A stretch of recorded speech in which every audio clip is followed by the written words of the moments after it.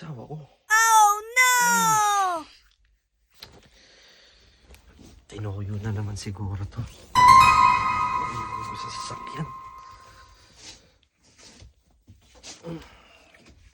Ayun ako.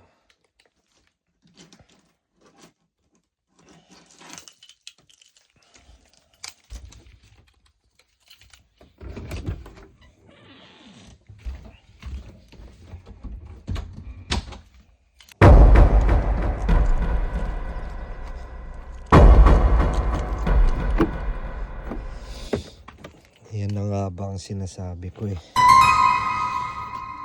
Ba't naman diyan ka natulog? Gana nga. Akala ko tatampo ka na naman sa akin. Yun.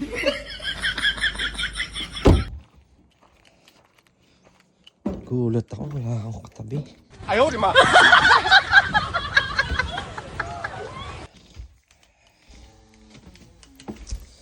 Ay, ka na dyan, honey ko.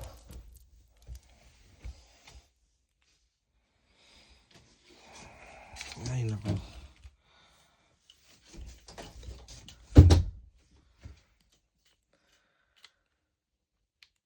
Kinabahan ako, guys. Wala ko nawala na yung asawa ko. Ayun, guys, antok pa. Tulog muna uli, ha? Alas 6 pa lang ng umaga. Tinuyo na naman siguro to. Oh no! Kaya ako paliwanag, ba't di ko siya katabi? Kagabi, ha? Okay. Hi guys, good day. This is me, Brad Trip. Ay. Matulog. Di. So, yun na nga guys, kwento ko lang kaya hindi ko siya katabi. What? Kaya hindi ko siya katabi kagabi. Kasi di ba yung nagsimba kami? Pagdating namin ng simba, tulog na siya. So, hindi ko na siya ginising. Then, after magsimba, punta kami doon, nanood ako ng What? basketball.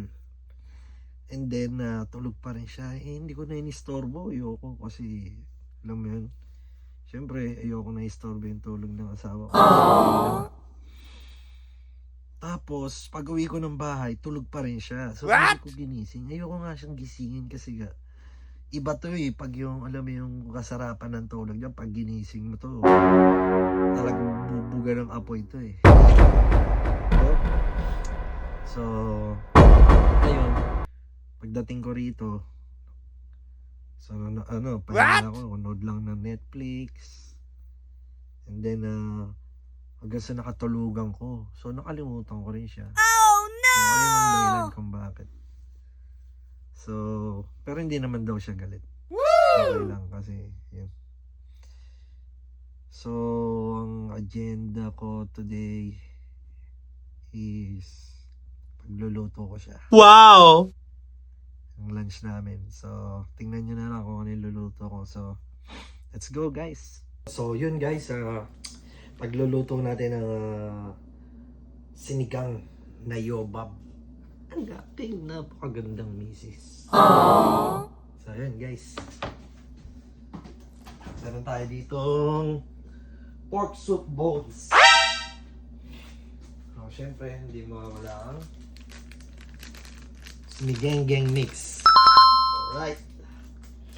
So, luto tayo. Diyan ka lang, ha? Yun. So, guys, ayun. Ito yung mga rekado natin para sa lulutuin natin. Para kay Mrs. Talong, bok choy, kamatis, and also water spinach for you. Aww. It's a kangkong.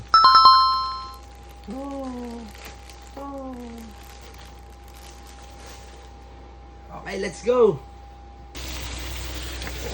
So yun na nga. Hindi ko na na-videohan. Nagisa ko na yung bawang, sibuyas, kamatis. So tas nilagay ko na tong baboy. So saute lang natin siyang konti. Then ulam na. Pork cubes. Okay. lusawin lang natin yung pork cubes. Pagkalusaw niyan, salin na natin yung pinagpakuluan ng baboy. That is my sinigang. So nga pala, hindi ako gumamit ng oil, butter ang ginamit ko para mas malasa. Oh. Okay.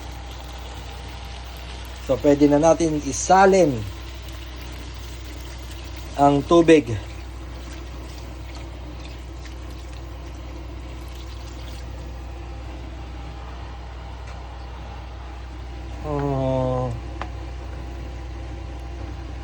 So yun. Pakulo lang natin konti bago natin ilagay yung sinigang mix. Paminta. Asin. Pates. Siyempre, hindi mawawala ang sarap-sarap. So, see ya later. So yun guys, ready na ang aming pagkain. Sinigang. Sinigang. Wow! Kain na tayo, honey. Konting rice lang daw siya, diet siya. Ayaw, di ma. Okay na yan? So guys, kain muna kami. Mamaya na lang ha. Follow for more.